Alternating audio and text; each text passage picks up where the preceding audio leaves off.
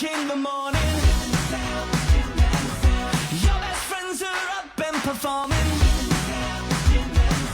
With Mike and Troy and Travis Thorne, there ain't no way that we can go wrong. 'Cause it's Jim and Sam, Sirius 103. Yeah, it's Jim and Sam, laugh along with me. 'Cause it's Jim and Sam, such hilarity.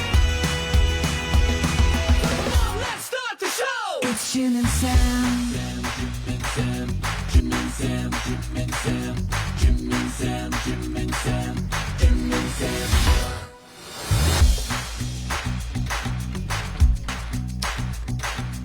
Good morning.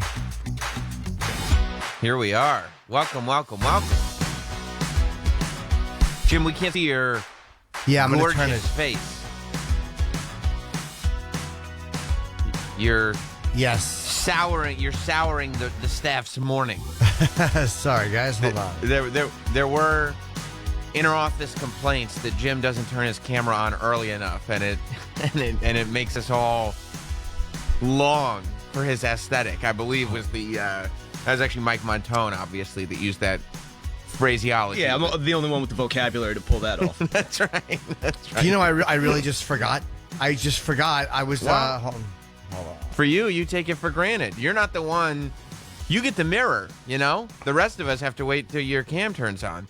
You could just look at, I mean, you get like half a reflection in a window sometimes. It must be amazing.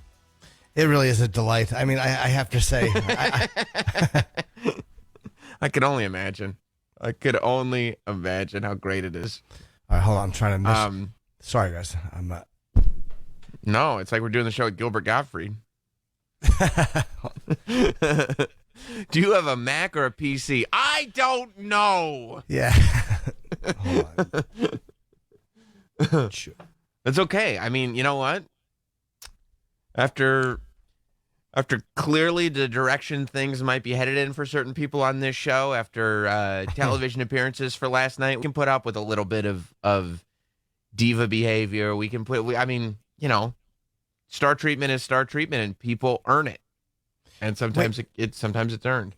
Wait, hold on. It's not letting me sign in. Sorry, guys. It's not letting me sign in to the Travis's meeting. You don't have to sign in. Oh, yeah. You could I had to put the wrong number. Here, let me. I'm good. Here, Let's see. I don't know. The person who helps me with this left me alone. Oh, I need a camera. Hold on. Yeah. You gotta do the camera. It's okay. It's funny. Before we came down, I was like, man, we are 1 week away from doing this for 4 months, and it's still just not second nature. It's tough. It's too many steps. That's the one. Okay, I forgot. No, normally I do this all at night. I set everything up, and I literally just forgot to turn my Zoom on this morning as we're starting up. Maybe we got to go back to the old way. Maybe we got to start sending Travis and Troy over to your apartment every morning. Can you believe we did that in the beginning? Can you imagine if for the last 4 months, every morning, Travis and Troy had been sitting there on your couch just like, okay, we're still doing this? It would be a little much. And now I'm trying to fix my volume. Okay. All right. You look great. Now I'm better. Okay, thank you. That's all okay. good. There's a lot going on in your life. I woke up just a little. I couldn't sleep last night. I was a little tuckered out. mean, Sundays come are on. always hard. Always hard. Please, especially if you're on the high of getting that big break, you know what I mean? I wouldn't be able to sleep last night either if I were you. I could barely sleep for you. I was so excited for you. I was, and by the way, just so people know, I'm going to keep promoting it for the next 3 hours. The voting is open for 3 more hours. It only open until 10 a.m., but it went from 10 to 10. They're doing 12-hour voting turnarounds because I guess that they have to get ready for next week. So you can still vote for Chip if you want by going to tournamentoflaughs.com or by texting Chip to, I have the number here somewhere. And I'll, I mean, you didn't even know where your camera was. I can't imagine. 735-96. 735-96. 73596. Of course, we're talking about the Tournament of Laughter program that CBS, that TBS, might as well be on CBS, Sure. that TBS is airing. And it was funny because, I don't know, I guess because, we're done on Thursday, so we have 3 days really because it's Sunday night without radio Right. before the thing comes on. So it's always like, oh, are people going to remember? And then, and I didn't even turn it on at 10. And I was like, oh, that's right, that thing's on. Like I was figured I'd either watch it live or I'd catch up right after or something. But I'm like, you know what? Let me turn off Better Call Saul for a second. Let me watch this TS thing. I was like, I'd probably just have to watch for 5 minutes because all I really want to do is see how they interact with Chip on the show and then keep it moving. I don't need to watch the entire 2-hour thing. But I was wrong. I was wrong. I did need to watch the entire show. You know why? Because they literally, and it was a joke at first. Like I think Coke Logic was like on Twitter joking about how, they're saving the best for last, and it was like it was like a joke until you realize that it wasn't a joke. Every commercial break leading up to the end of the show, they teased, unironically. We got a video from Chip Chipperson. TBS spent Sunday night in primetime. Sunday night's the big night. Sunday night in primetime, teasing all night. We got Chip. We got a new video from Chip coming up at the end of this show. You guys better tune in. And you know it was a real tease because they never said, we got a video from Chip coming up at the end of the show. They just said, still to come, we got a video from Chip. Still to come, we got a video from Chip. You're going to want to hang out. We got a video from Chip. And it was like, it's incredible. I kept thinking, all right, it's gonna be this commercial, it's gonna be that one, and they don't tell you anything, but they wound up showing a lot more. You know what I realized when I watched the video, like, 'cause there's a little bit that they cut out, which I was frustrated with, but it's a part of it. It's like for timing, they put an interview in that I didn't think they were going to show. I couldn't believe they showed that Jason Sudeikis interview. I couldn't believe they showed so much of the other stuff. There were 3. A 1, a 2, a 3 Chip heavy segments, including the Chip video last night on the show. Like, the only explanation for Jason this, Sudeikis interview, I couldn't believe they showed so much of the other stuff. I can say this because there were 3. A 1, a 2, a 3 Chip heavy segments, including the Chip video last night on the show. Like, the only explanation for this, and I can say this because I don't have to have fake humility because, it's not my thing. I could just observe it as an outsider. The voting for Chip must have been so obscenely overwhelming that they realized that they had to shift how they were presenting the entire show because all of a sudden Chip became one of the great stars of comedy that they had access to. Like, I mean, Paul Rodriguez is the guy that Chip was going against this week on the show. Yes. It's a tournament of laughs. If you haven't seen it, it's like comedians send in like 2-minute videos that they make at home. All of them, I mean, I guess because we've eliminated half of them, but like the 16 or however many that are in this round, it seems like a lot 16. Of people, are using quite a bit of production value, which I was surprised by, but pleasantly surprised by. Well, they might be using the network. The network's helping if they want. I haven't taken any network help, but I think the network will help you if you want. Oh. I believe. Well, good for you. Good for you. Keep the integrity alive. But like Paul Rodriguez is a legend in comedy. Like he's been around forever. He's been in a movie. He's a legend. He was in Decent Camp. He got nothing compared. I mean, he got an interview. He got, it's not like it's unfair, but in terms of like the way they were teasing, in terms of the, look what we've got. Look what we've got. It was nothing compared to the attraction that Chip Chipperson is, which is the only reason that they would be doing that is because the voting must have been crazy for Chip. It must have been good, yeah. I was really surprised because, again, they don't tell you anything. That the Sudeikis interview, like I remember doing it, and I realized this when I was watching it last night. I am not doing one thing that I do with Chip. I'm not doing one piece of it to win new fans. I am only trying to entertain people who already like Chip. Like they took out stuff. Like, again, this is just for timing. They weren't being dicks, obviously. There was just little pieces. Like there was little Chipisms that were in there. Like oh now, like little things that they probably cut just to make it fit into where they needed it to fit. But I realized like I don't do any of this to win somebody else over. Everything is for people who already like Chip. Like the whole thing is inside jokes and things for people who already like Chip, and hopefully it grabs people who are watching.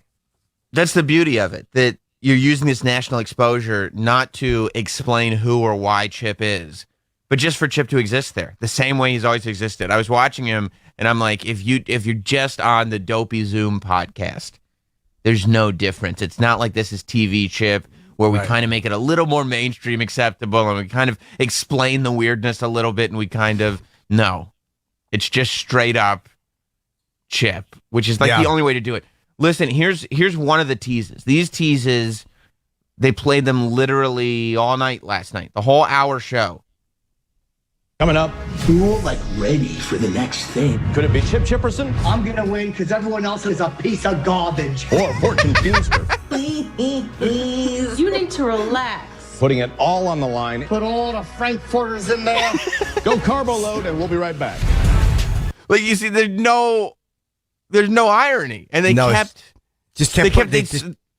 they needed more Chip sound bites. They wanted Chip sound bites so bad. Travis just pointed out there's 2 Chip sound bites in there. Like, they went back to Chip within the same tease, even though they clearly didn't have the material for it, because the second tease was Chip saying, "Let's put the Frankfurters in there."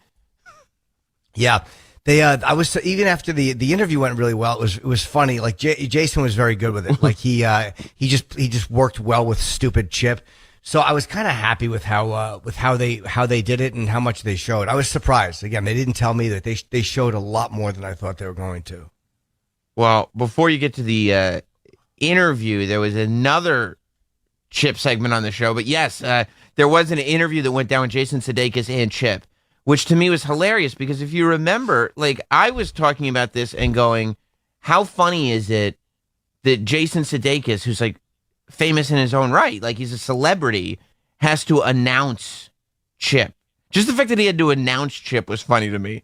Watching him interview this character was like, oh my God, what has happened to life? What's going on?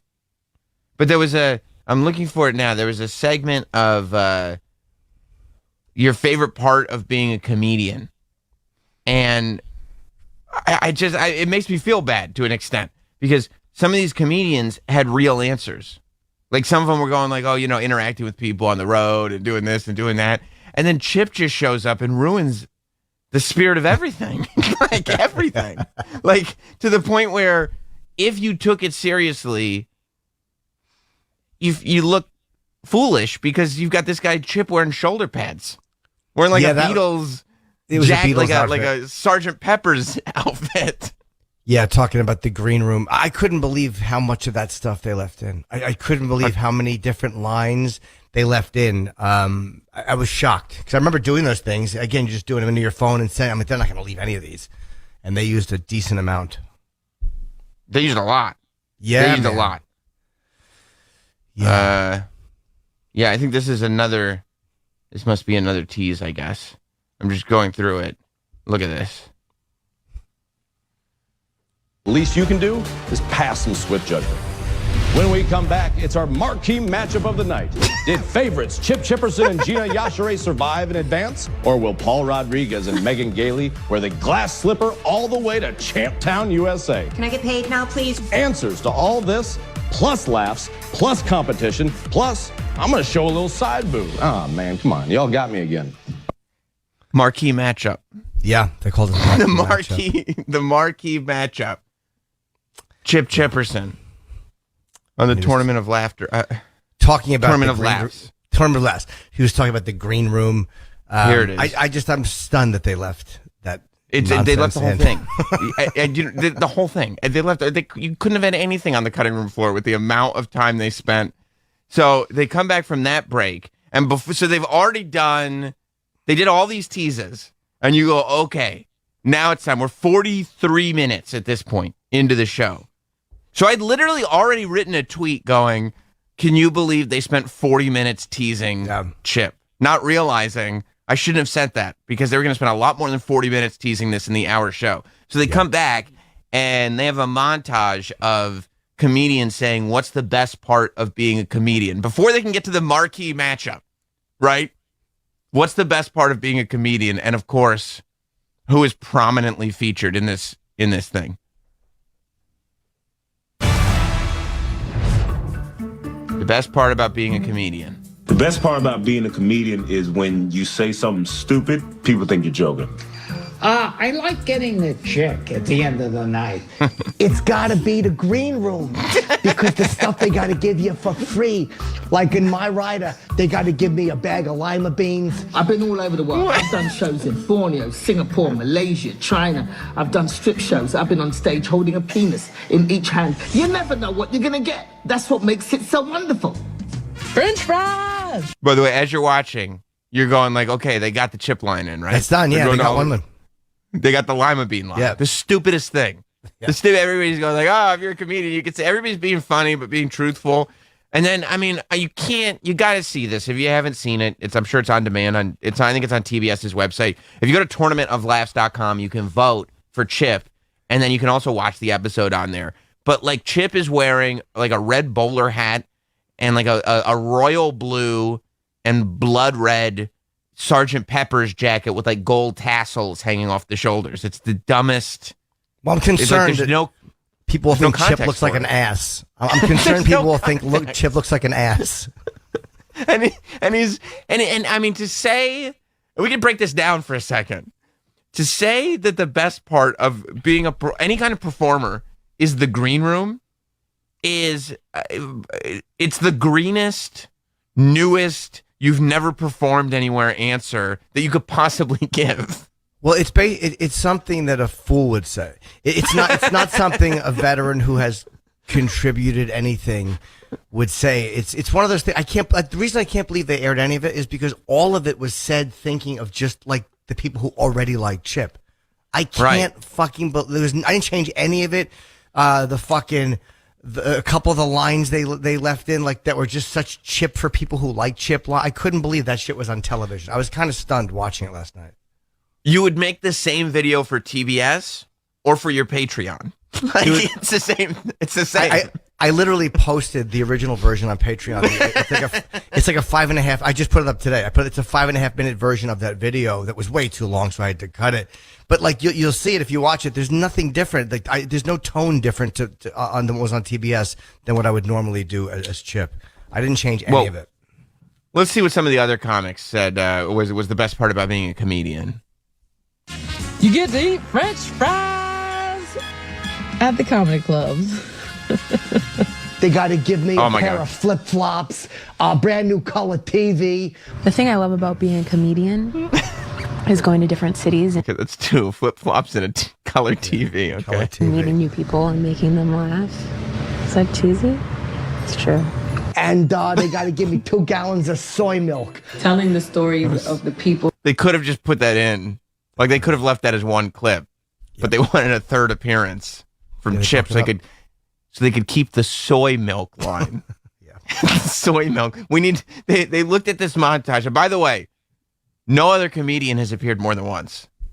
That's the third instance of Chip. They had to make sure that Chip was peppered throughout because they didn't want anybody to watch this montage for more than 15 seconds and think that Chip was done. We got to keep him on the hook. We got to give him more Chip.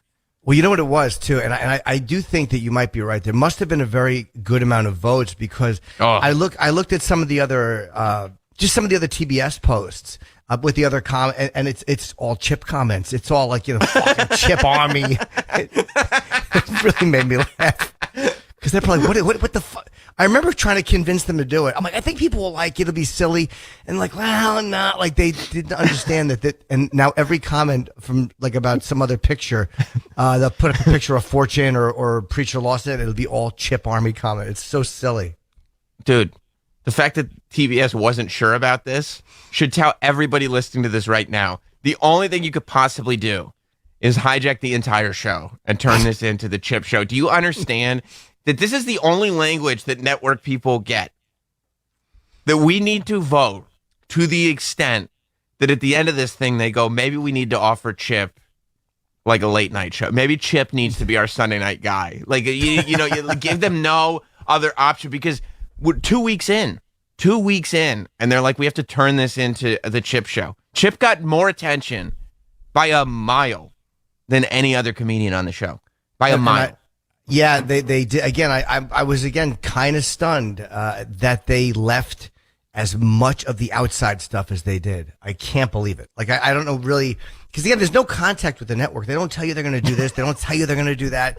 You make certain videos, you answer certain questions, and you send a lot of that stuff in. And I'm watching, I'm like, I thought he'd be on second or third just to get him out of the way. But I'm like, fuck, they're making this a whole thing. It's a lead up. Yeah, it's the whole lead. Well, But you know who believed it, by the way? Chip was not surprised. Everyone, I'm surprised. Chip wasn't surprised. I was shocked. This is exactly how Chip saw it going. Obviously. Yeah, he would have been pissed if there was he was probably a little annoyed that they gave so much time to the other 15 comics. Yeah. Yeah. He was irritated. The Puerto Rican lady who stabbed a man with an ice pick because he pushed her if I wasn't a comedian. Interacting with people and just the interactions. We have so many in so many different places. I feel like we interact with more people across the country than any other field. It came from the heart. He thought about it. Like, oh, comics really interact with people. Yeah, I get lima beans. Yeah. I like getting flip-flops. When someone comes up to The you after Sklar a show brothers. and says, well, I thought you were funny. So I do a full weekend. I wind up leaving with 6 brand new color TVs and 12 gallons of soy milk. It's crazy. Bro, you ended it. They ended on you were the punch at the end. That's 4 times. Every other comic in that video. By the way, many comics that were on the show were in the video a total of 0 times. Yeah. They didn't show every comic. The comics that they did show, Paul Rodriguez wasn't in it. The comics that they did show got 1. Every single, there's no other comic that got more than 1. And Chip got 4. 4 shots. It is, again, it makes me laugh so much that the other comedians are watching and going, what? They have to deal with this asshole. It makes me laugh so much that the other comics have to put up with this. Yeah. Like, we put in the work. Because as a comic, this is kind of a weird thing. You don't want to send in videos and be in a tournament. Like, comics don't want to be in a tournament against each other. And who's funnier, this person or that person? No comic wants to do that. No. And then they go, lima beans? Yeah, what is this asshole doing? Like, what is this? Why? But it to me, it's, I don't know, man. I'm a little stunned, as you can tell. Like, I don't really know what to say about it. I guess because it's me, but I'm a little shocked that they did as much as they did. I was very pleasantly surprised.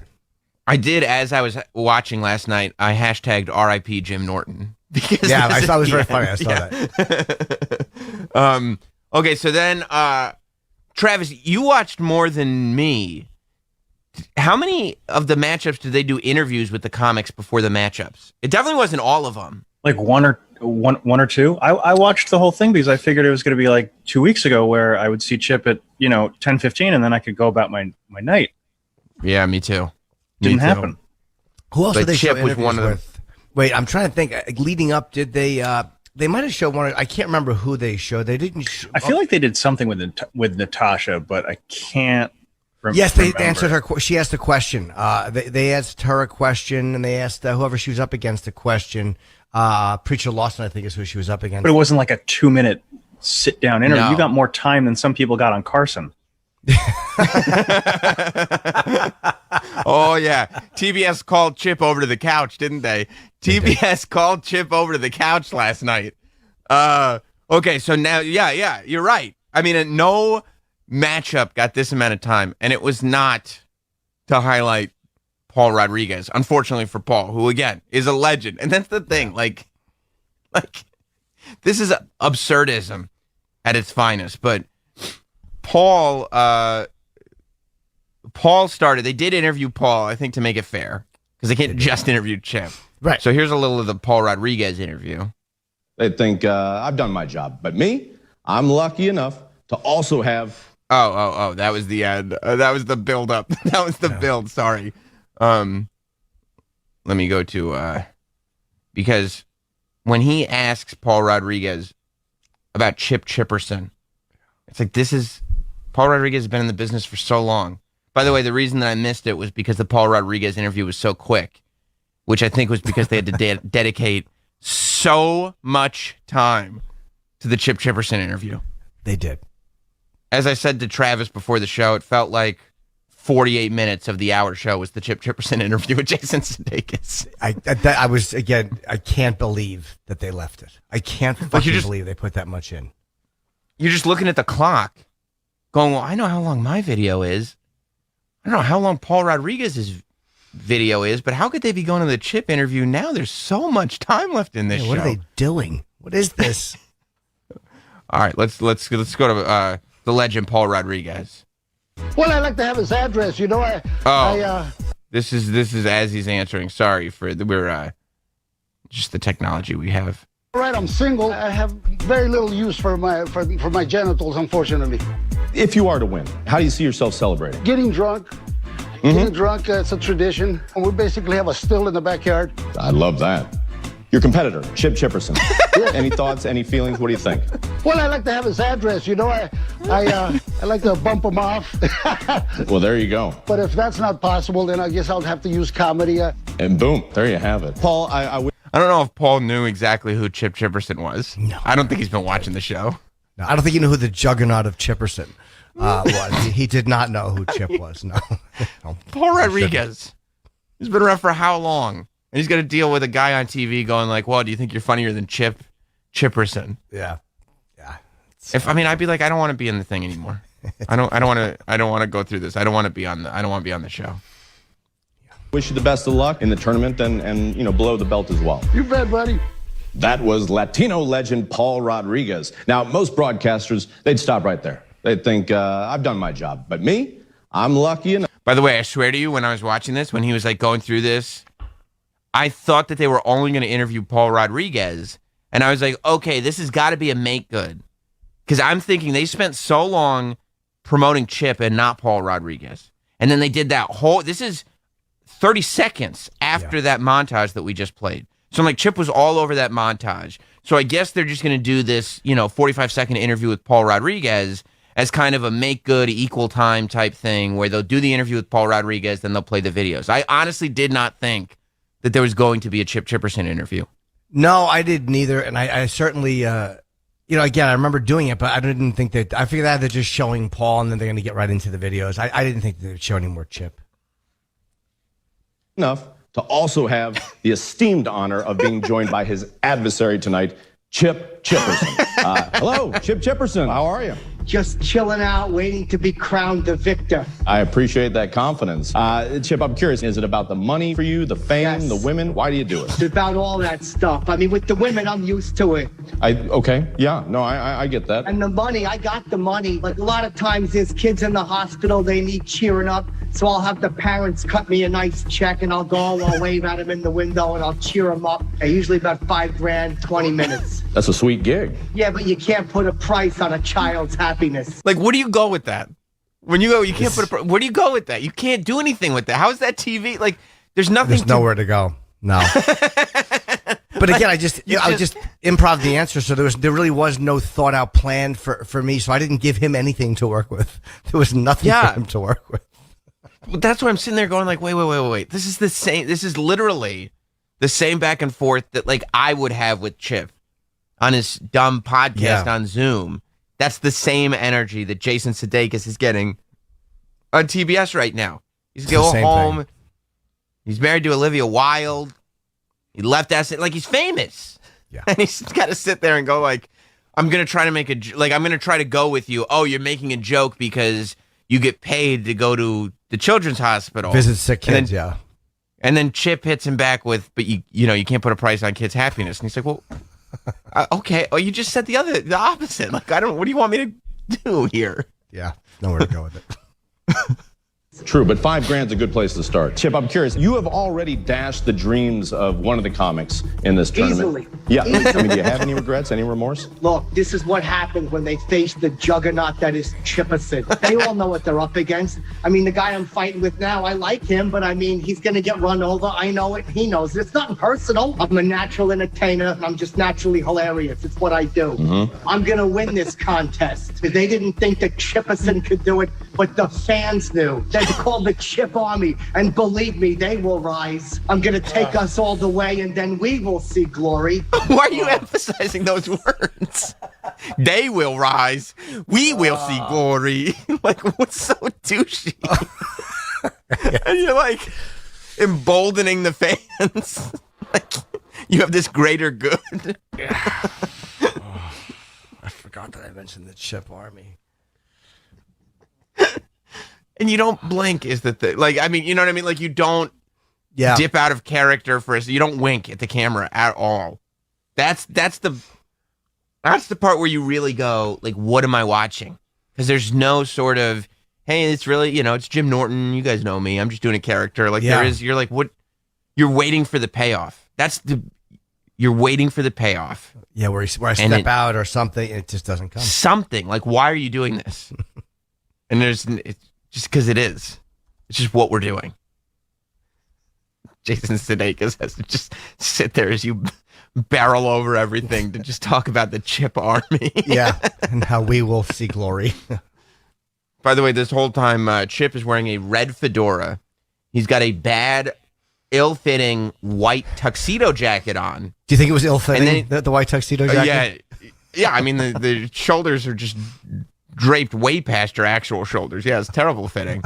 And then he's got like a deep V-neck shirt on, some kind of very, very deep red V-neck shirt with no collar under it. So you just see his bare chest and neck, and then a bow tie tied around his bare neck like a Chippendale. It's a vest. It's a vest. That's a suit vest. That's exactly what that is. It's only a vest. So you're just wearing the vest, but no dress shirt. A tuxedo vest and tuxedo jacket, no shirt, no t-shirt. And a bow tie. And a bow tie. And a bow tie. Yeah. And a red bowler hat. Okay, as confident as that is borderline frightening. My girlfriend Scarlett, she's got something to say too. I'm not going to mention her last name because she's well known. Oh, gotcha. It's not fever, is it? No, it's not litter either. Come on, you know the difference. Mr. Chipperson, fantastic to speak with you. I wish you the best of luck. Not that you need it in this tournament. No, I got it wrapped up. It's in the bag, believe me. But I appreciate your time. Well, I can't wait to see what you got for us this week. I'm going to win because everyone else in the contest is a piece of garbage. And if you're a lady and you're watching, you're going to get creamy. Dude, I can't believe they left that in. I can't either. When you're a lady in the audience, and I was like, oh, that's funny, that's cute. Where's Chip going? And he said, creamy. I went, what?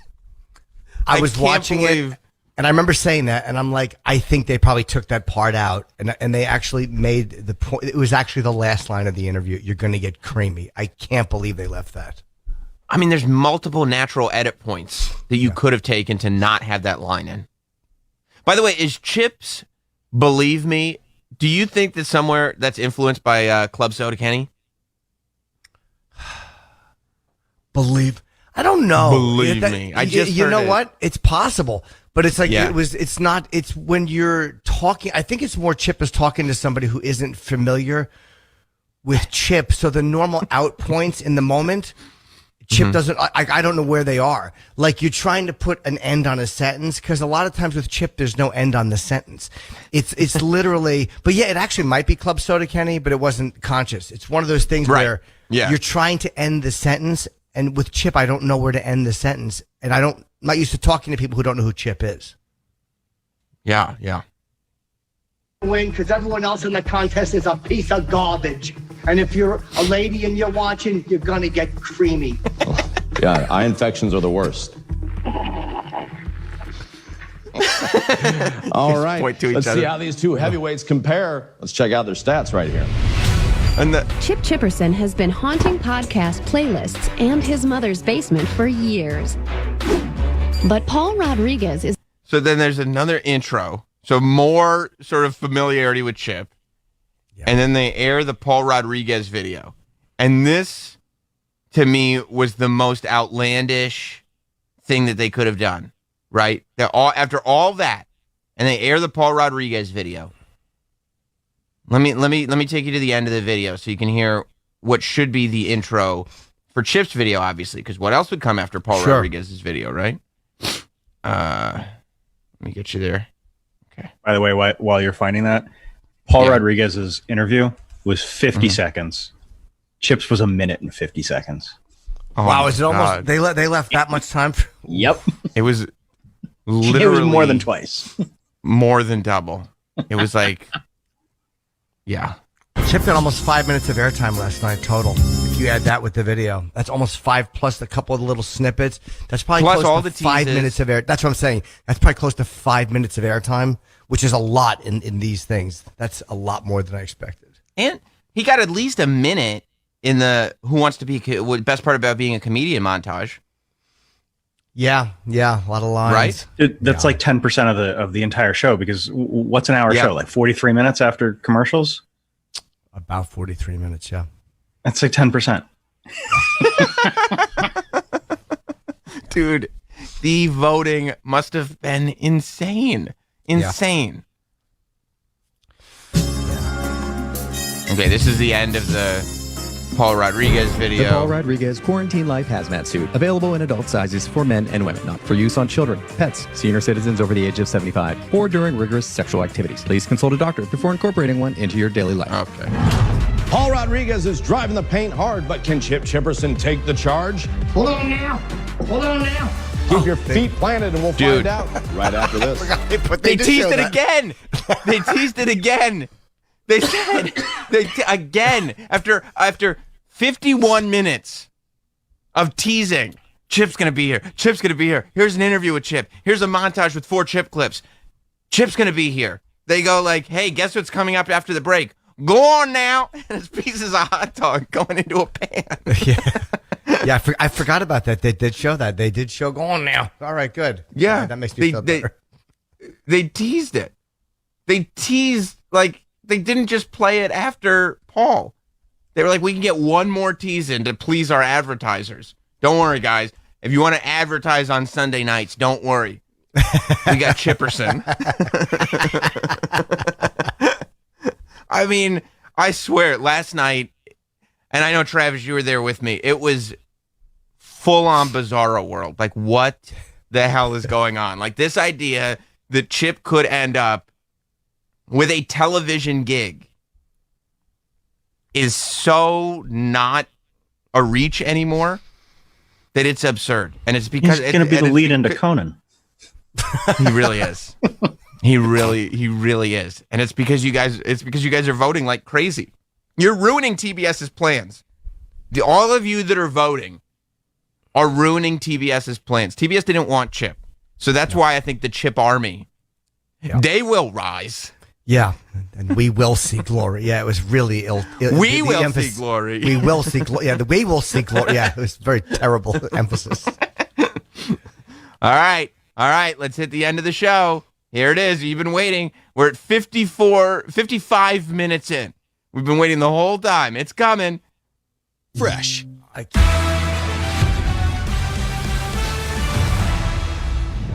We are halfway through our final shootout of the night.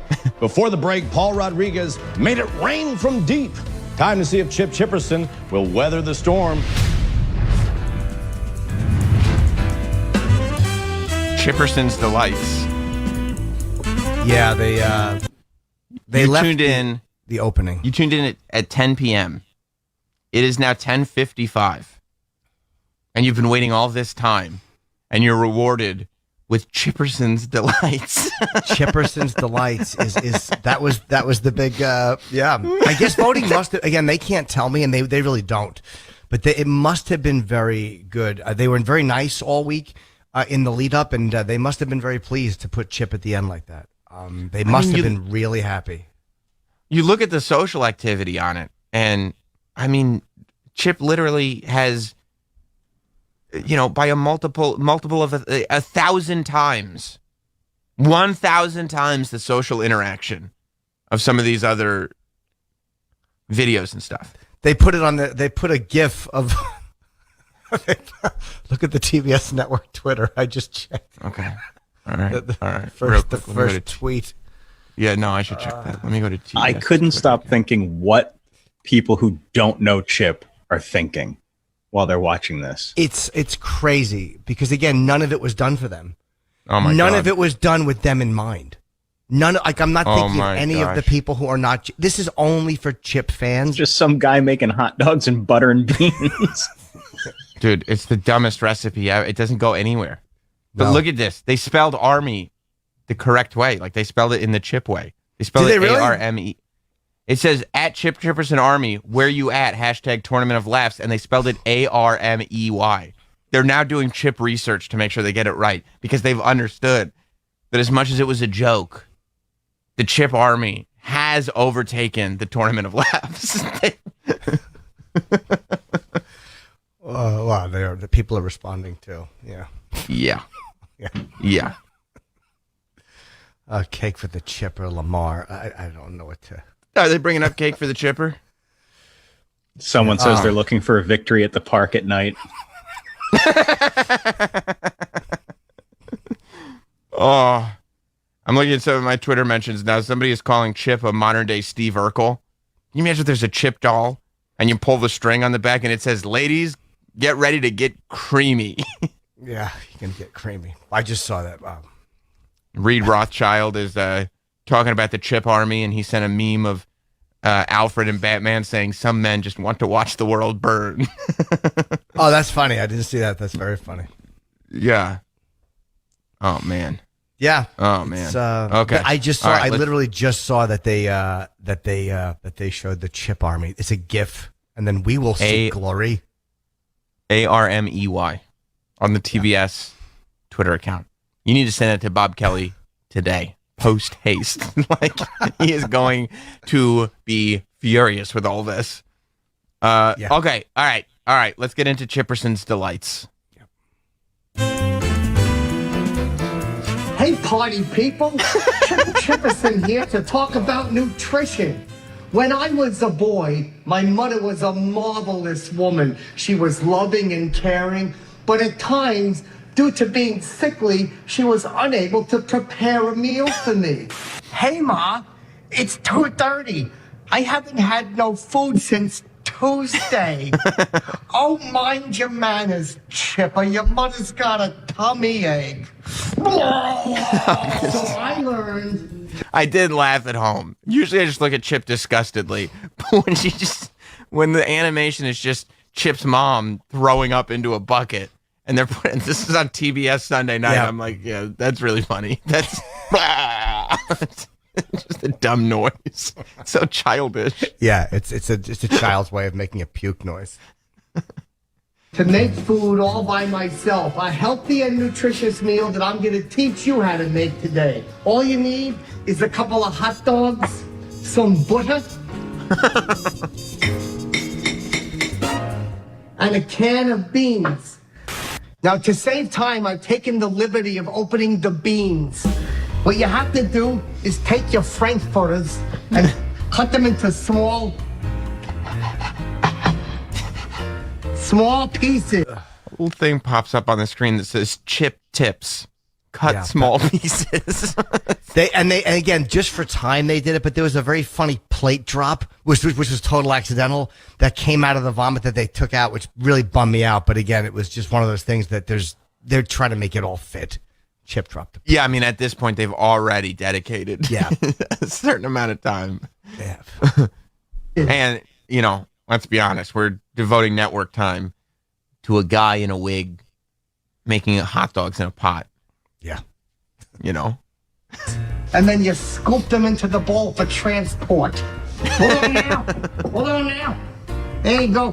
Foot. Hold on now. Get in there. I'll put down there. Hold on. Fell on the floor, but don't be alarmed. We're going to cook out all the germs. We've arrived safely at the food preparation area. There you go. Just clean up any rodent droppings. Now you put the butter in. Oh, I can almost smell it.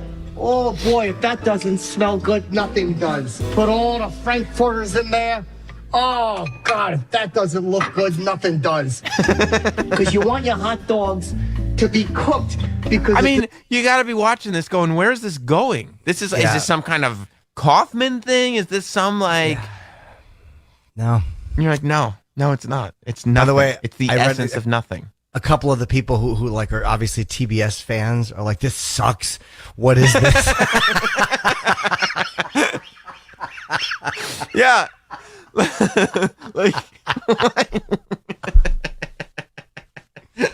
like you forget that there are people that watch this thing that just like the funny videos. Like, you know, I mean, we're all so jaded that it's tough for anybody to put on a skit for TBS that we're going to go like, oh, that was funny. But there are people that are just watching these videos going like, oh, I like these videos are fun. I like them. And then Chip comes on and they're like, this isn't funny. This is dumb. This sucks. Is terrible. What is this? The writers are fucking terrible, these people. What are they doing? The comedians, one guy with the comedians really need the writers. It's funny. Chip is wearing a white and black checkered Tangle hat. Yeah. There's one thing you don't want. It's a soggy weenie. I know. Chipperson, you're incorrigible. I cannot wait to put the baked beans in there and really get this party started. Now that we've got a nice little friendly simmer going, it's time for the best part, to dump the beans in. Oh, look at that. Ugh. Oh, there we are. And then you stir it with love. And now the final step. Serve and enjoy. It looks so gross, by the way. Yeah, it doesn't look good.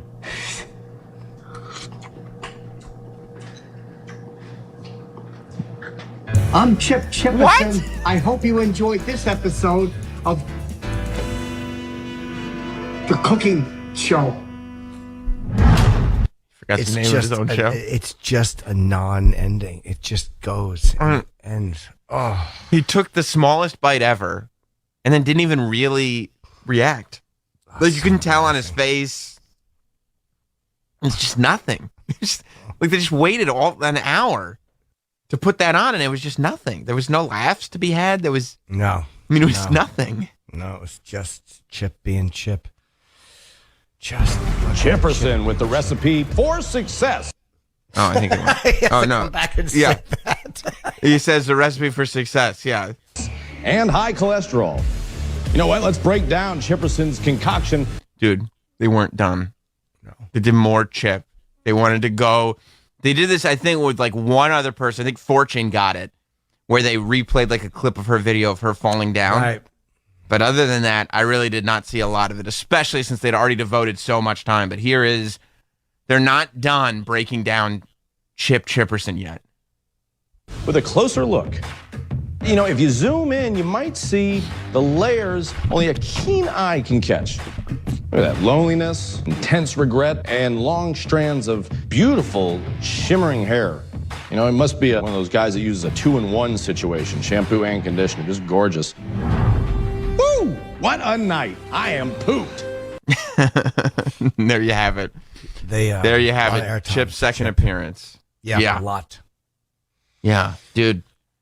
The voting's open until 10 a.m. Eastern this morning. They do like a 12-hour vote thing now because they gotta move on. Now I'm assuming, I believe that next week you go right to the 8, and then the week after that you go right to the 4. So where there was a week skip over with the top 16 people, now that you're down to 8, right. I think that all 8 people will be. Does TBS have a third Chip video? I don't know if they'll use it. Right. But I will say that a third one is in the can. as we say. Right. Right. You'd have to imagine, yeah. I'm sure both I'm sure Paul has one too. Just in case. That way whoever they don't announce in advance. 100%. Whoever wins, there's a video. Yes. Yeah, I'm sure. However, everyone has to probably have a third one ready in case. You know, I don't think we want to upset Chip. I think it'll be very interesting to hear on the Chip Chipperson podcast this week. You know, because it's interesting because it drops on Sunday, but it drops before the show airs. So we don't really get his reaction until a week later. So it'll be very interesting to hear how Chip feels about this. I know how all of us feel about it, but Chip sees things through his own lens. Yeah, he does. And again, I don't know how far I expect this to. I certainly don't expect Chip to go much further because there's real comedians in this doing really funny videos, and then they have to look across the aisle and just see this fool. But you know, it's hard to make a good video at home. Some of the guys did some really funny videos. So, like I wound up watching last night, and you know, Tim's was really good, and I liked Natasha's a lot, and what's his name, Preacher had a good high production value video, and then this fucking blithering idiot is just making hot dogs in his house and submits it, and that's the video for the television show. It's crazy. Yeah, I mean that's the beauty of it. So if Chip is able to beat Paul Rodriguez, my prediction is he will, but that doesn't happen. Nobody should take that for granted. For instance, I actually just voted myself. I went to the website to look at the bracket, and I just voted because, I mean, that's the thing with me. I don't believe in people who just talk about wanting to see something. I believe in action. You know, and if you don't vote, then I don't think you deserve to have an opinion. So if you're sitting there laughing, going like, oh, this is funny. Yeah, you got to vote. Especially because we want Chip Chipperson to go through. Because that will put him into the 8. And then he will take on either Josh Wolf or Gilbert Gottfried. Which could go either way. I think Josh Wolf, didn't he get famous from like Chelsea's show, Chelsea Lately? So I know he's got a lot of fans. Obviously Gilbert's a legend. So either way, you know, that would be who Chip faces in the final 8.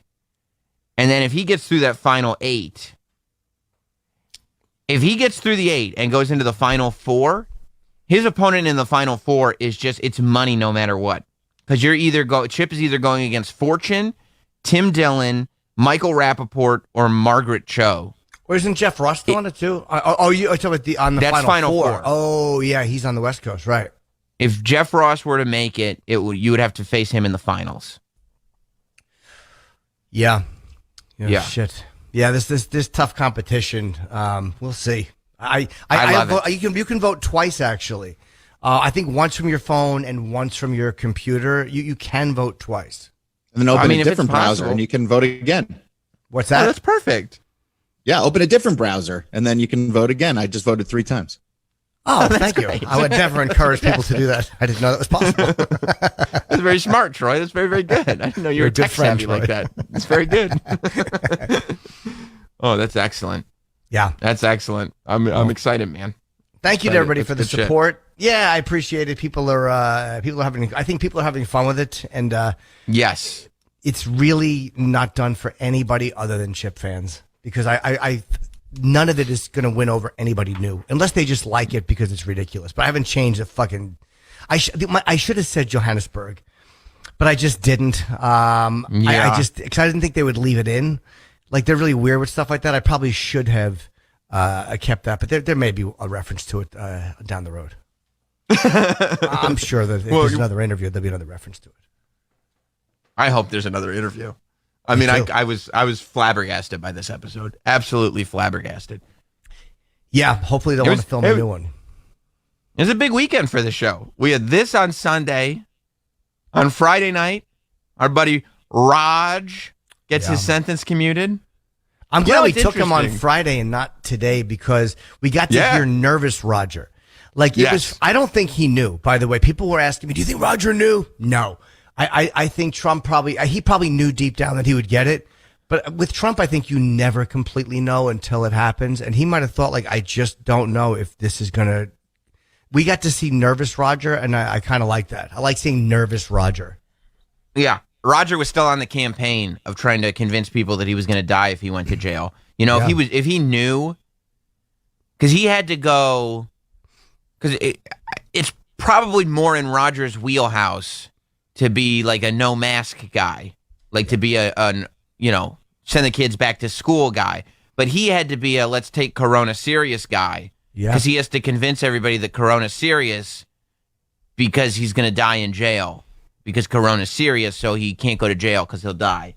So, you know, do you think he knew at that point when we talked to him? I don't think he did. No, I think he was confident that it would probably happen.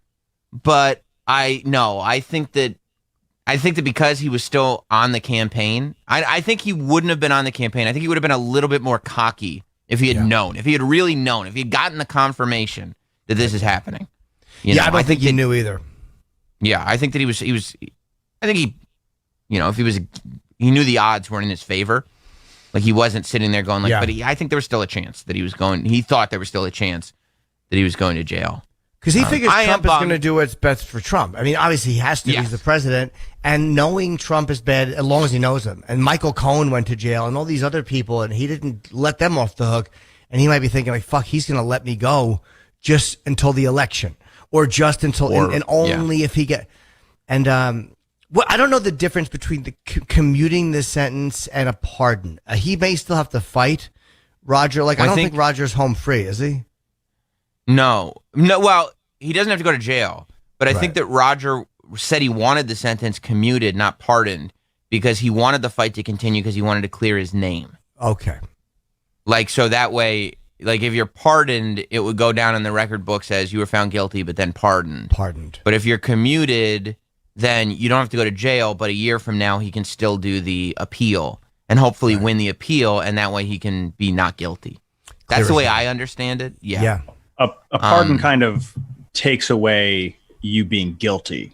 Like, it absolves you from the entire thing. Commutation just affects the sentence. He's still a convicted felon. Oh, okay. I wonder if Trump did that because he didn't want to interfere too much in the legal system. Like, because they were killing him already, saying he's fucked. This was, he was found guilty to protect Trump and he's not going to jail. I wonder if he decided not to pardon him because that would have been too much of an interference. I think Raj thinks that he's going to win the appeal. I think it's more about, because there wouldn't be an appeal if there was let's just blow it off. So I think it's more just about maintaining the appeal so that a year from now he can have the appeal, and it'll be good for press if he gets the thing appealed and he gets found not guilty, and then he can put a book about how he was railroaded and go back into the Roger Stone business. Otherwise, even though it gets erased, everybody will always know you were guilty of that thing and the president just got you off. Yeah, maybe that's it. Although I don't see anybody wanting to spend money and fight. Like, who the fuck wants to spend more money on lawyers appealing? But in a way, I agreed with it. Like, I was happy that he did it because that fucking juror, that juror having posted that stuff and then going private on social media, it's like you're biased. You're biased, and I guess it happens in a case like that. But come on, you can't have someone who ran for a Democratic seat on the jury. It's just not right. And I would feel the same way if it was reversed. I was shocked that the judge didn't do something about that, or that they didn't declare a mistrial or whatever they would have had to do. I am disappointed that we're missing out on the jail call interview. That was the one one thing that made me think that maybe he did know that he wasn't going to jail was that he came on and he mentioned the jail call like multiple times. Like before, it was when we had him on the phone, we would have to remind him or press him to it and get him to promise again. But this time, like a couple of times at least, he mentioned, I'm going to call you guys from jail. I'm going to call you guys from jail. So that was the one thing that made me think, oh, maybe he was promising because he knew that he wasn't going. Maybe. That's a good point. Yeah, because he did mention that a couple of times. And you're right, normally he doesn't. But yeah, he did mention the jail phone call. He promised it. I couldn't tell either way. I had a feeling he would get it because, again, once it's rumored, Trump wouldn't have rumored that, or wouldn't have allowed it to be rumored if it wasn't, not with his friend. He literally tweeted out, Roger Stone can sleep well at night, or whatever he said. Like, he said without saying, don't worry about it, Raj. I got you. Yeah. What happens if he loses the appeal? I think he just stays convicted, but the sentence has already been commuted, so he just stays convicted. Like, I think he loses nothing. He's not going to jail, and they can't retry him. A pardon, you think you're right, just wipes out the whole thing. But I think Roger, I don't know.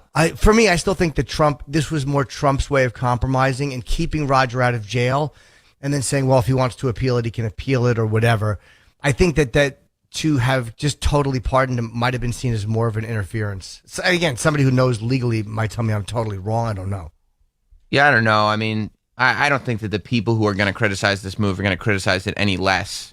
Yeah. With a commuting or a pardoning. I mean, the headline was still Trump gets Roger Stone off. Yeah. So, They don't even know what they said. Yeah. That's right. Yeah.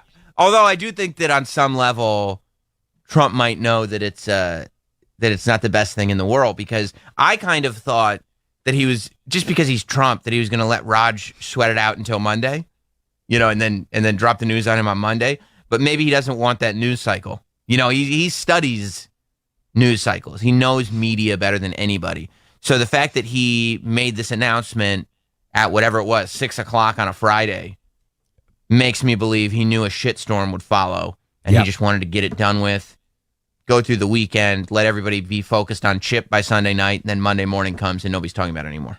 Yeah. Everybody's worried about what the Redskins' name is going to be or whatever happened. You know, everybody's worried about Monday's story now. Yeah. So. Yeah. Wow. No. Yeah. It was cool to see.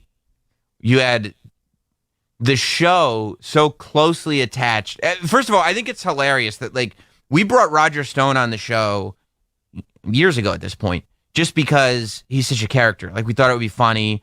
Our friend Laney was his publicist, and we were like, yeah, I mean, Roger's a political legend. He's got that Netflix documentary out. He's a character. He'll be fun to have on the air. It was the documentary. Mostly the documentary, I think, that made us want it. It was called Get Me Roger Stone. Get Me Roger Stone. And we're like, we got to do it. I watched it. It was interesting. He was been around since Nixon. How do you not? But we didn't realize, and then we started having him on kind of regularly. And this was before he was a national news story. I mean, he was a figure that people knew, but he wasn't all this stuff. So I just think it's so funny how somehow we've become part of this story. You know, on Friday, before Trump had said that he was commuting a sentence, the headline before that had been, Roger Stone says that going to jail will be a death sentence for him. And it was credited to us. You're looking at NBC was it really? News. Yeah. Oh, I didn't know that. You're looking at real news sites, NBC News, sites that don't have a whole bunch of fake Facebook ads and stuff on it. Sites that try to portray themselves as real news sites. And we are the news source because we've somehow, whether it's Donald Trump Jr. asking about Joe Exotic or it's all of our interviews with Roger Stone, somehow we've been connected because this isn't the first time that there's been a Roger Stone story. And the quote has been, as he said to Jim Norton and Sam Roberts on Sirius XM. Oh, I didn't even know that they, that's nice to know. I had no idea. That's great. Yeah. Yeah. Yeah. Well, with the way that we've connected ourselves as a show to this national news story, and you were all over this TBS show last night. The way TBS tweeted out that GIF and everything, it was good to see Sirius XM really give it that PR boost over the weekend. You must have felt that. Yeah. Yeah. Yeah.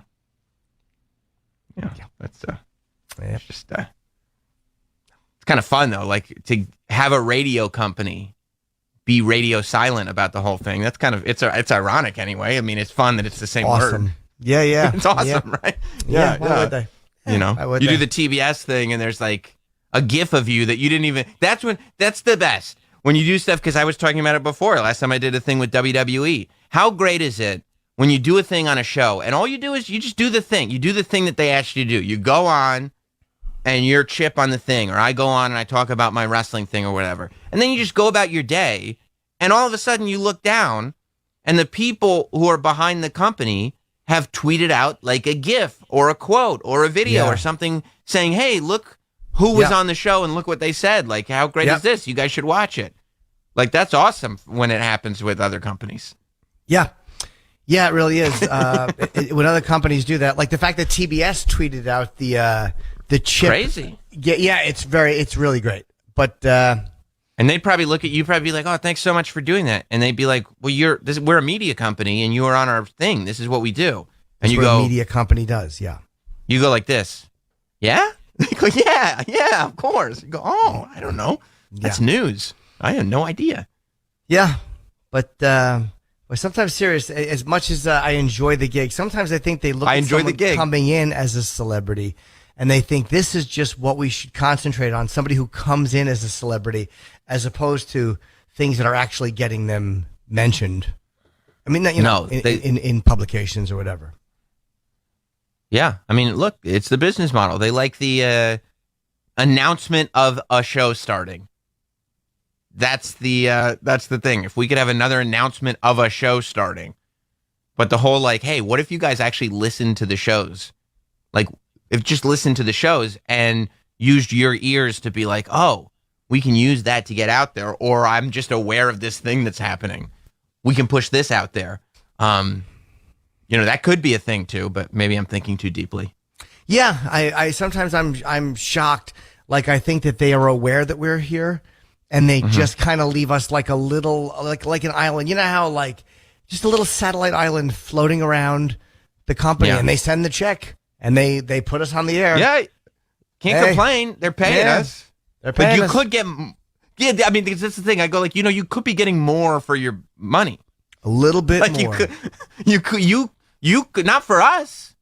I'm not saying for like it wouldn't change our life, but like you could be getting more for what you're paying for. And maybe that's just, you know how I am.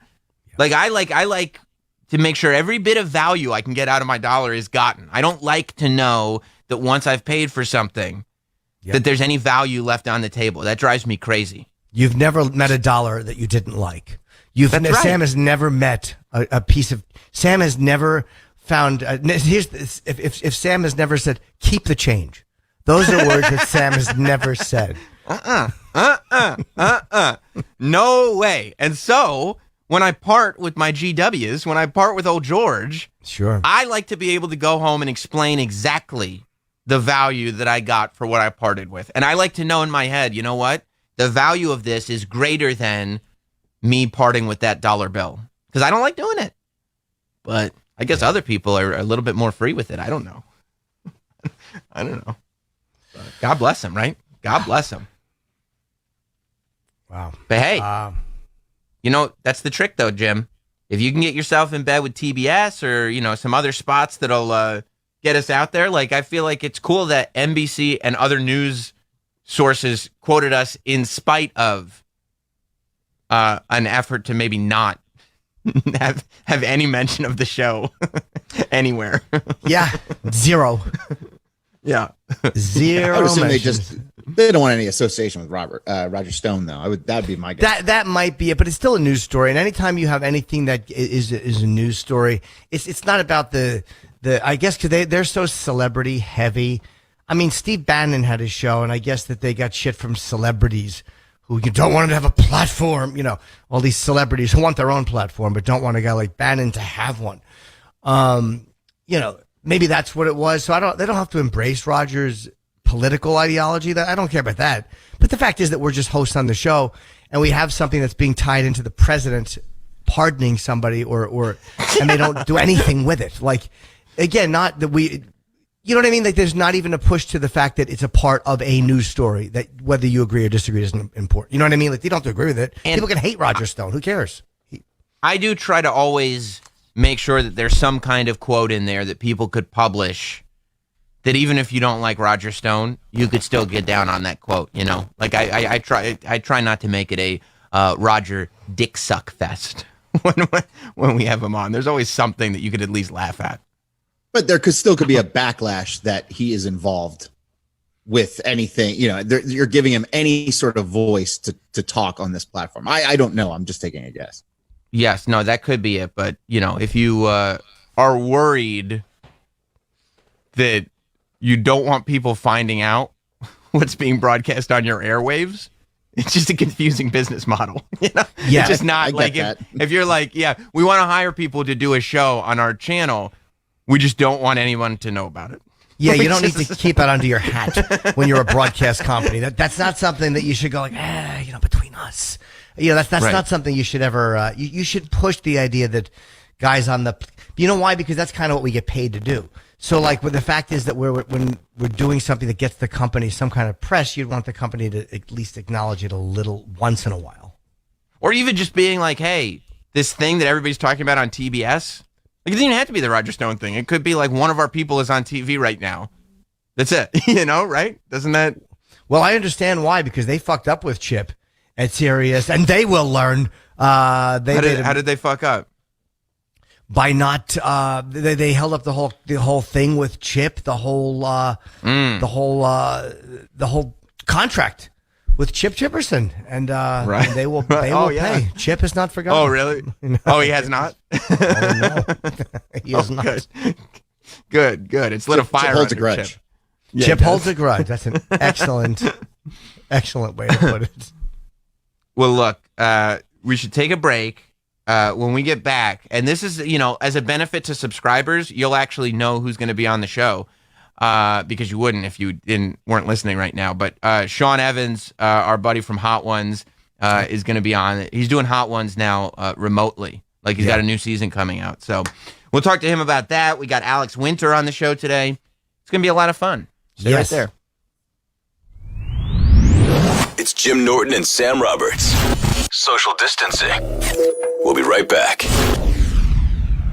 During these uncertain times, Faction Talk is here to keep you company. Jim Norton and Sam Roberts are live every morning. Yeah, but perception doesn't make you fart more. Sure it does.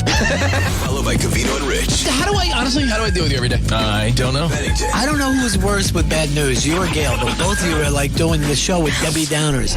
Jason Ellis live from Los Angeles. My microphone is heavy. I think I would rather like one of those gold ones that Khloe Kardashian talks into. Listen live or on demand with the Sirius XM app or smart devices like Amazon Alexa. For 10 years, Fantasy Sports Radio has been helping you win your fantasy football league. Touchdown Giants! Saquon Barkley! 10 years of expert advice. There's no reason to draft a quarterback early. 10 years of keeping you ahead of the competition. Austin Eckler is a fancy beast. Touchdown Dodger! And this year, we're doing it again. I won my Super Bowl. Your advice helped me get there. Hear the top fantasy football analysts, including the guru, John Hansen, Michael Fabiano, and Brad Evans on Sirius 210 XM 87. Bill O'Reilly here for Home Title Lock. When life is in chaos, your home is your safe haven, your most valuable asset. Imagine losing your home to an online scammer. In an instant, you have no place to live and your home, your security, no longer yours. The crime is called home title theft. It happened to a friend of mine. It's one of the fastest growing crimes in the country, which is why you need Home Title Lock. The title to your home is online, where thieves can find it and forge your signature on a quitclaim deed.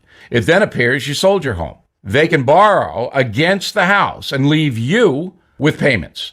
Your bank and insurance will not cover you, but you can avoid this nightmare with Home Title Lock. Please go to HometitleLock.com, register your address to see if you're already a victim, and use code RADIO for 30 free days of protection to help you through the crisis.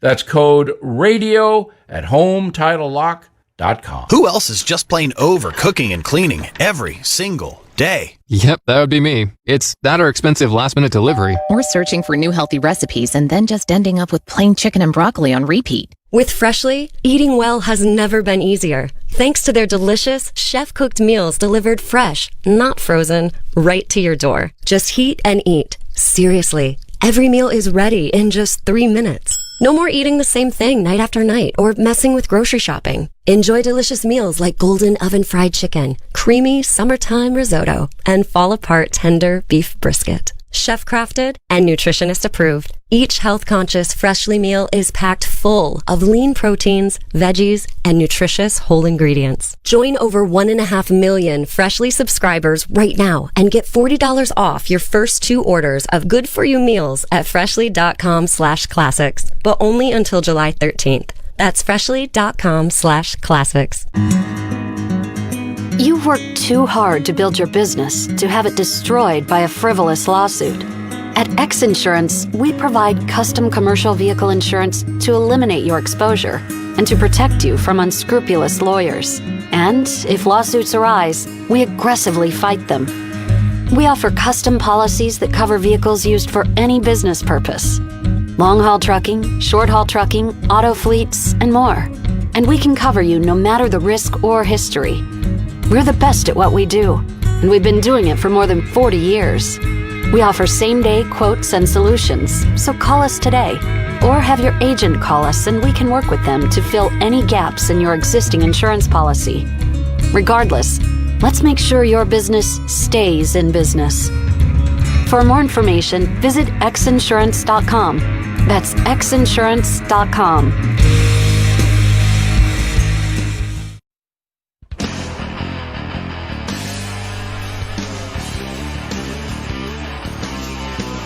If you record TV, and most of us do, you probably need a better DVR, and most of us do.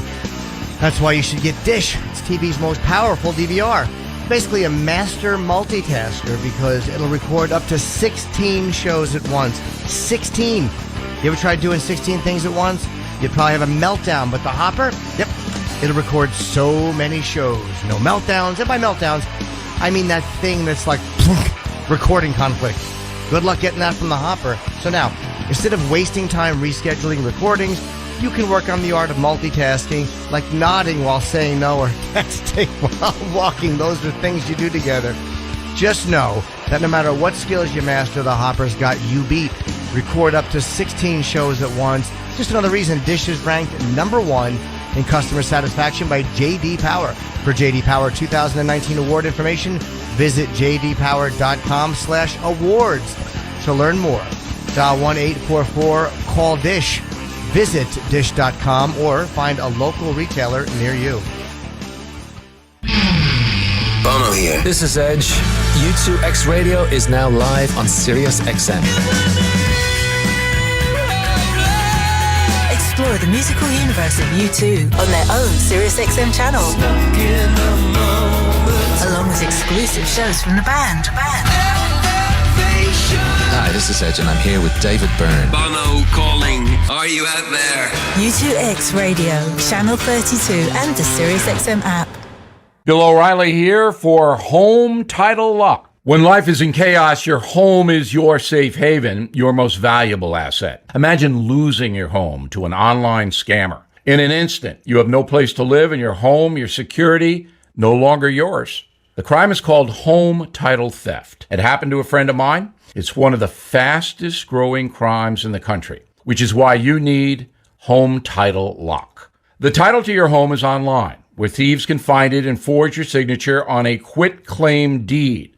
It then appears you sold your home. They can borrow against the house and leave you with payments.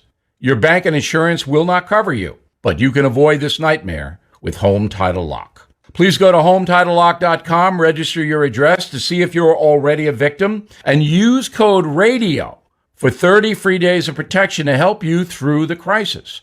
That's code RADIO at HometitleLock.com. Hey, I'm Rick, founder of Select Blinds. The old way of buying blinds is broken and just flat out doesn't work anymore. Now, you may know this story. You invite a salesperson to your home, they show up late, waste hours of your time just to produce a quote that gives you two options. Get new blinds or send your kid to college.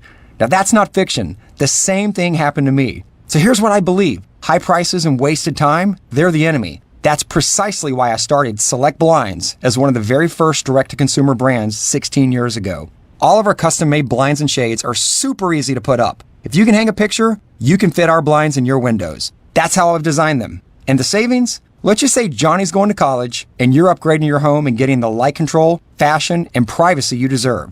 Listen, I know you can do this. So join our over 3 million customers and get blinds the new way. Select Blinds. To get the best deals on blinds, shades, and shutters, visit selectblinds.com. Selectblinds.com. The smart and simple way to get blinds. This is not an offering to sell a franchise. Franchise offerings are made through the franchise disclosure document. Ask for details. Do you have a high-stress corporate job? Are you tired of working for other people? Do you want to invest in a business that makes a positive impact in your community? Express Employment Professionals is looking for franchise owners in your area to transform people's lives. With an Express franchise, you are a hands-on leader and relationship builder in a recession-resilient industry. It's a great way to benefit your community by helping people find jobs and helping local companies find employees. As Entrepreneur Magazine's #1 staffing franchise for 9 years running, we average $6 million in annual sales and have a proven track record of helping franchise owners create businesses that thrive. You'll get all the training and ongoing support you need from industry experts. Now is the time to own an Express staffing franchise. To find out more, go to expressfranchising.com. That's expressfranchising.com. expressfranchising.com.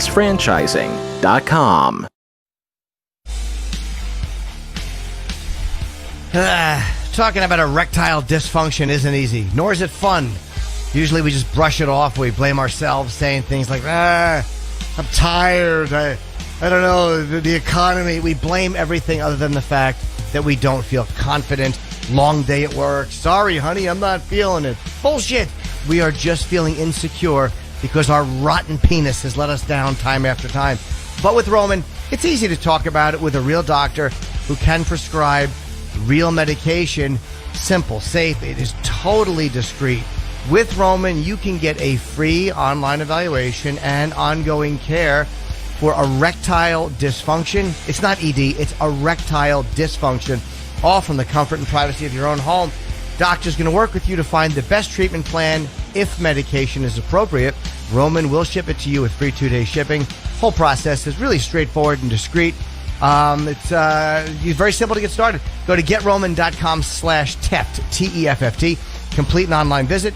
Erectile dysfunction used to be tough to tackle, but now there's Roman. Complete an online visit today to connect with a doctor. Just take care of it. Go to getroman.com/TEFT to get a free online visit and free 2-day shipping. getroman.com/TEFT. Broadcasting live from quarantine. We are back with Jim Norton and Sam Roberts Show. There was that weird moment when somebody's kind of getting their Zoom hooked up where we're not sure if they can see us or hear us. And he's looking straight ahead, but I don't think he can hear us. I knew he couldn't hear us because he wasn't dancing to Wanksta. Yep. Yeah, Travis is right. He said, I don't think his Bluetooth is connected. Maybe. I think that's probably right. Which is hilarious because, like... there he goes. He's leaning in. He's got the lean and shaking his head. I can't hear you. But you're right, Jim. The setup looks professional. Isn't that great? It looks really good. It's just... It's fun to watch what people are doing with their home setups. Like, he has the Hot Ones thing behind him on a TV screen. The Miz had an amazing one. But Sean looks like he's... Yes, it's like a home studio, but it works. Except for when he's trying to hear us. Can't hear us. Yeah. You there, Sean?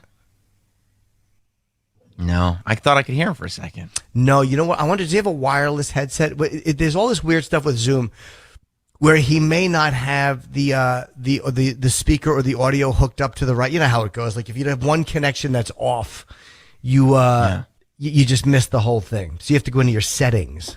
And I've become something of a Zoom expert. He's keeping us cool, though.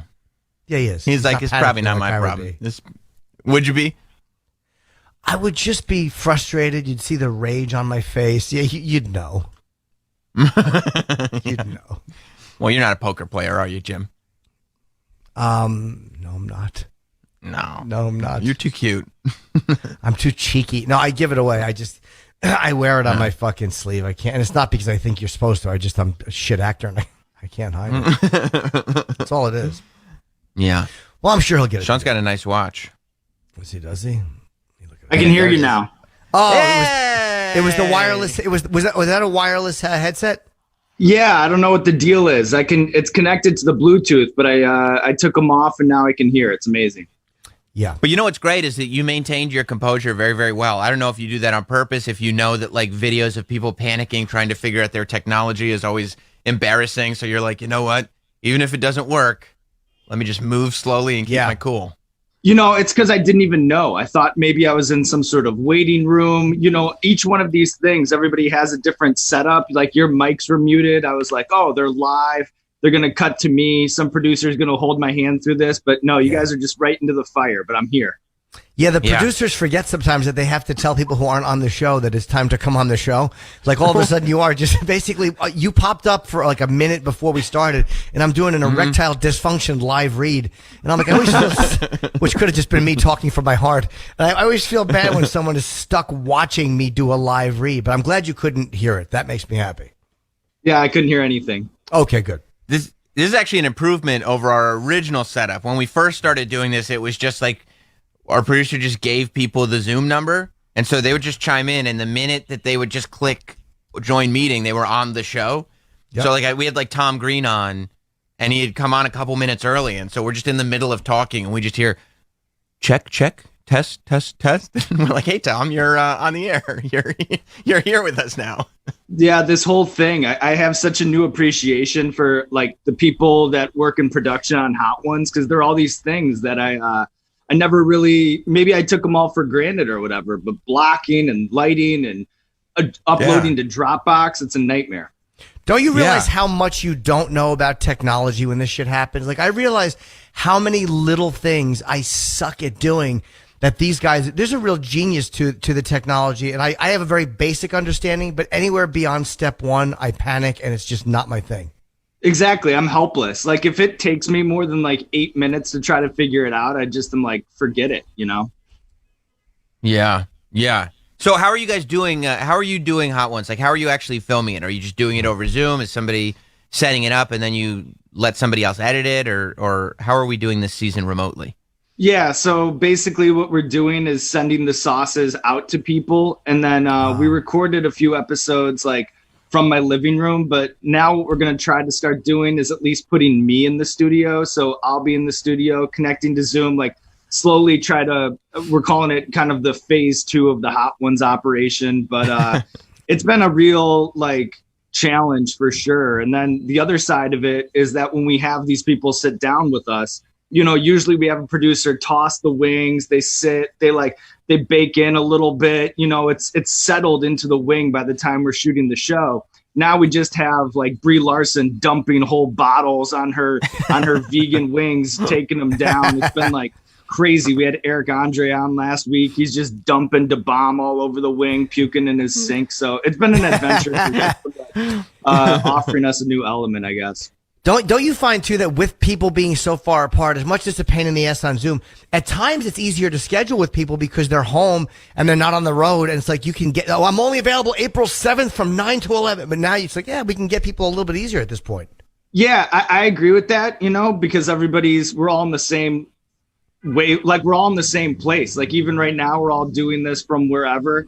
I find that, it's been a little bit easier than I thought it would be to book. But for us, like Hot Ones is such a ridiculous show on paper that we've kind of mixed in some past all-star guests who already know the drill. And then the new folks that we're having on at least know the show and are like fans of the show or have seen the show, so they know the drill. It is a lot of like, you know, you have to win a lot of people over on site with a show so stupid. So that's how we're approaching it, at least for the foreseeable future, is kind of have new guests that already know the deal and then bring in some people, some of our fans of the program, fans of the brand. So I feel like last season specifically, you guys got on your meme game so strong to the point where like every episode, like that's how you knew whether it was a success or not. Do we have Idris Elba level memes coming off of this episode? Right. Which I think is tougher to do when you don't have that studio set up, you don't have all your cameras set up, you know what I mean? Like, I don't want to say given up on that element of it, but maybe not put such a focus on that element, knowing what your limitations are? Well, we've never put an emphasis on it. Like the internet just kind of makes these things happen. Like the Idris Elba thing or the Shaq thing or like the Paul Rudd, look at us, who would have thought, not me. It's not like when we got out of the studio, we were like, that's going to sweep the internet. That's going to be a part of the pop culture lexicon. Like the internet just makes these things happen. So maybe they have their work cut out for them with the new Zoom thing. But yeah, I do agree. It's probably like you need the 4K because memes, you know, they get duplicated over and over again. I feel like they kind of lose their quality over time. So if you're already doing that over like the Zoom, I don't know, but maybe if that's like an aesthetic people grow to be comfortable with or know. I do know this. The Eric Andre episode is a gold mine. Like for anybody who makes those memes, of course, that episode is a gold mine. But if we can't break containment with that episode, then yeah, it's probably impossible. Yeah, it's done. How about your ability to connect with people, right? Because I think that's the hook on the show is that you come from this journalist background. So you're asking real questions and actually trying to make this connection as you eat these ridiculous wings. I mean, it's probably not that difficult with the All-Stars, with the Brie Larsons and the people who've done the show before and you already kind of have this connection with. You can probably just pick up where you left off. But for new people, it can't be easy. 100%. Like to me, that I think is the biggest drawback of all of this, because like I said, even from like the second you walk in the door on Hot Ones, there's so much we do to win people over before they sit down with the wings. And then there's no replacement for an interview with that like face-to-face connection, especially my style. Like that's the thing that has been most challenging for me or us as a team. But I think on the other side of it, I think that like the Hot Ones fans that really want to watch Hot Ones right now, they want a sense of normalcy, a sense of escapism. So even though it's a total pain in the ass to make right now, and no one wants to get back in the studio worse than I do, like it's driving me insane doing this stuff from the living room. But I think it's important to just continue the show and keep putting it out, because I think it means more to certain fans now than maybe it did back then. So, and it does provide some unique elements. Like, we're shooting in these homes, and like Eric carrying his camera around, it was almost like an episode of Cribs. Like, he's just walking around, like kind of giving like a tour of his house. So I do think that it gives fans a unique look inside of like Brie Larson's living room or Eric Andre's entire house as he walks around gargling milk of magnesia. So it is interesting in that way. And then, of course, the over saucing of the wings. Like, there are some things that are unintended consequences that kind of are interesting for the show. But I'm telling you right now, like, I'm counting, like, I need to get back to the studio. Like, as somebody who does interviews, like, nothing will ever replace that face-to-face across the table contact, which of course is tough now, especially on a show where people are eating and spitting across the table and whatever. It's not the easiest in-studio COVID show, that's for sure. People understand too, though. I think, we have to deal with it with guests, and people understand, like, we're all stuck at home. Like, people are tolerating it for now. And I think the fact that you're doing shows, and you're right, you get to see inside somebody's house, or if Eric's going to puke in his own sink, I mean, that's something people probably normally wouldn't see. And I think I like the fact that shows are making the most of it and trying to do something. You'll get back to the studio eventually. For now, I mean, I think people are actually happy for the new content more than they care about the original settings. I think they're going to watch it. And 100%. And 100%. Yeah, and it almost becomes a time capsule. And you're right. Like, when we had Eric Andre on, we were both talking about how he was like, hey, you guys mind if I make coffee while we do this interview? And I'm like, that would make the interview 10 times better if we just got to watch you in your kitchen making coffee while you were talking. Like, that's exactly what you should be doing. And he has this framed picture of like a baby Gigi Allen hugging the Pope, which you know, normally you wouldn't see, but it's the fact that he's like kind of has these funky camera angles and is carrying around the camera. So that's something that people picked up on, that, you know, even if we had him in the studio, you'd never see that side of Eric Andre necessarily. So there are definitely some positives with it. And Jim, I agree with you. You know, I think that I'm not sure entertainment is necessarily a noble pursuit, but in times like these, I think it's good to give people some entertainment and give people a chance to escape this universal reality that we're all living and can all agree kind of sucks. Yeah, it's something for them to do other than just, I mean, for me too. I mean, like what I do is I flip around and I look at shit just to not look at the four walls or being stuck in the house. It sucks. So yeah, anything you can watch that you liked before, people are grateful for. And entertainers, you're right. I mean, I don't want to overstate it, but we're gods, basically. We are gods. How do you like being a game show host? I feel like that was just, last time we talked, that was just kind of starting, I think.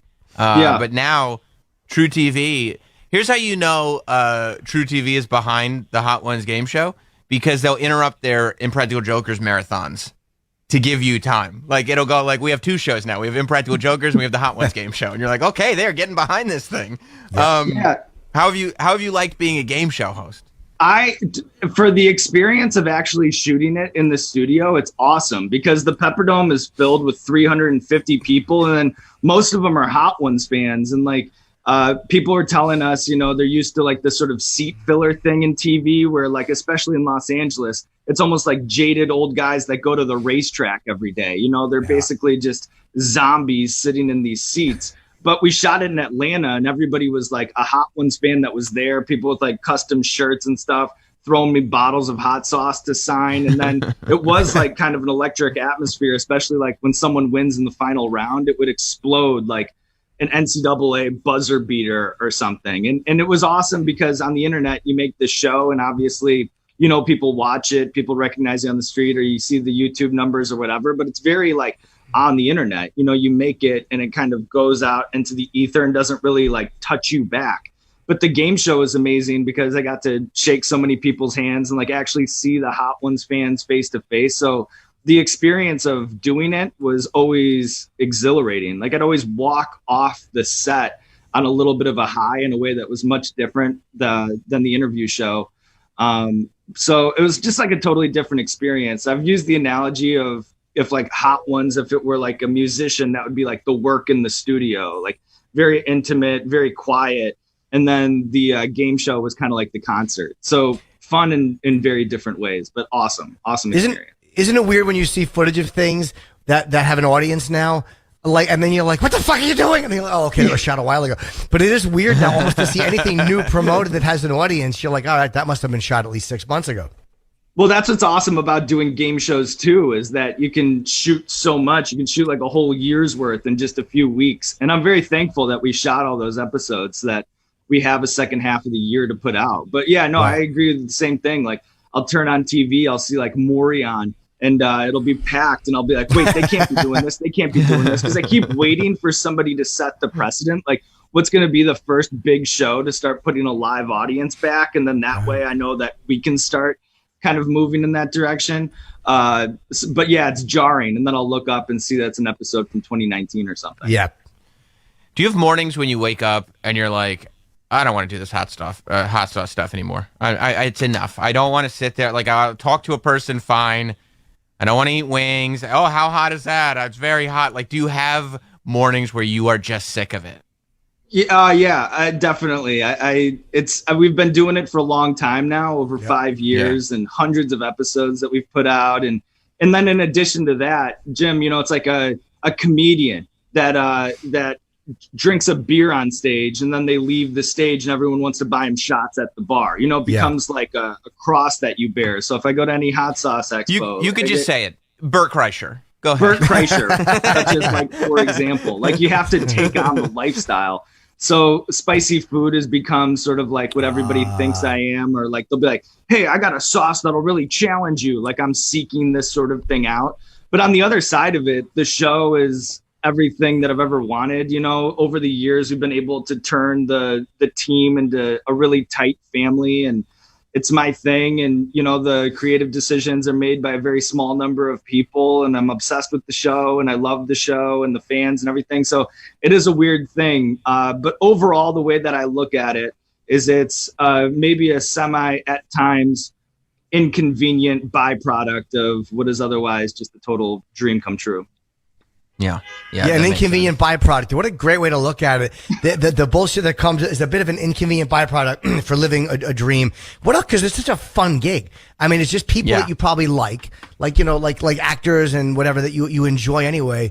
Just doing this normal, simple thing that people do, and you have somehow made it into an amazingly effective show. Like, it's something that there's a million people that watch that go, why didn't I think of that? But you thought of it. Yeah, I mean, it was just us trying to solve for a problem. Just like, what can we do in a celebrity interview show to disrupt that PR-driven flight pattern? Right. Yeah. And we brought in the spicy wings, and then it's just been a wild ride ever since then. But it's not like we at the beginning knew that we'd cracked the code on something. We just had kind of a stupid idea and wanted to put it down on paper and make a pilot. And then that just set off what has been, a thing I can't even explain. Well, it's genius. I had tried something years ago but mine didn't work. Like, I did, no network would take it. What was it that you tried? What was it? They eat crushed glass, and nobody would go for it. They're like, we won't do it. And I couldn't. That was the only idea I had. I was sticking to it. Jim Norton's bleeding gums. Yeah. Have you? You have a background in journalism. Have you fallen into any? And not you, Norton. Have you fallen into any journalism holes while you've been quarantined up? Well, I've definitely been on the podcasts a little bit more. I'm into true crime podcasts. That's my thing now. But I'm trying to think. You know what I've been doing is, have you guys heard of The Athletic?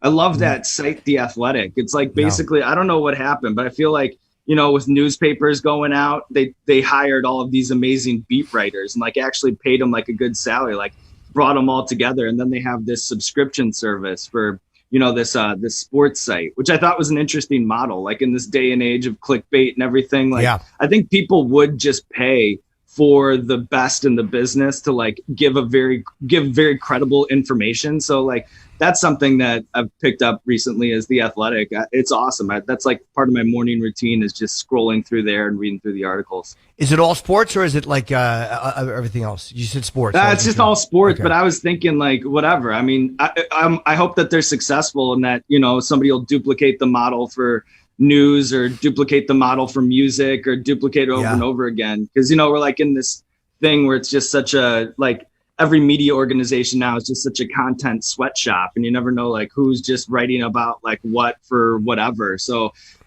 yeah, I mean, I've gone down that rabbit hole. I've discovered that during quarantine, but otherwise it's just true crime podcast. It is interesting that like so much mainstream stuff is that sort of disposable clickbaity, let's go. Because there's this other side of, and it works for business and content and everything, where people do have this appetite for niche content that is well researched and super, super, super in depth. And you would think that there would be more of that at this point. Well, I think, the newspapers had highly trained reporters covering beats in like a way that they had a certain knowledge, expertise, and enthusiasm for.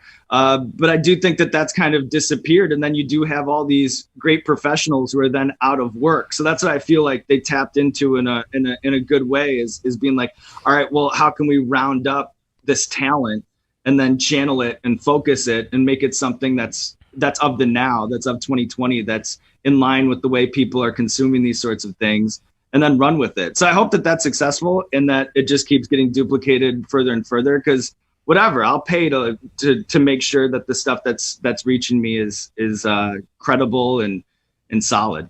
We're going to be here for a little while too, because it would look like, hey, things will be good by the summer, but now the cases are spiking. You realize like, no, we're going to need a lot more shit done at home for the next few months. This is not going to be finished by September. No, it sucks. I mean, it just feels like one step forward, two step back. Like you get some good news and then it moves backwards. Like originally when we ended Hot Ones, my idea was like, all right, let's just try to extend our little grace period here. Like I'll do some, I'll tell stories from college, from my living room. Like we'll keep the videos up, stay connected to the audience, but buy us some time so that hopefully 8 weeks from now we can get back into the studio or whatever. And then I was hoping, like whatever, we have studios in California and in New York. Maybe if one state's doing better than the other, we set up shop on one side of the country or the other. But now it's just like, I feel like we're just stuck in a holding pattern. Yeah. And I'm imagining like we said about guests and getting guests.